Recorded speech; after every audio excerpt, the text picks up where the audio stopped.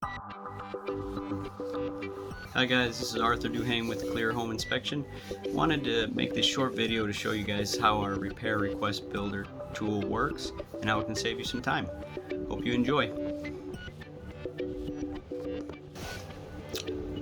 So on the top right of your inspection is a tab called Report Tools, and click on that and then select Repair Request Builder.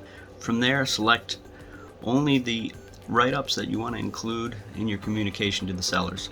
On each one you can write a specific comment to that defect, or you can assign a value, and if you assign values it will total all those values at the bottom, so you can request that amount be escrowed or however you want to use that in your negotiations.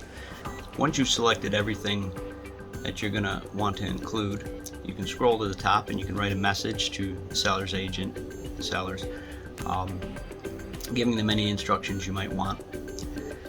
Then click Create.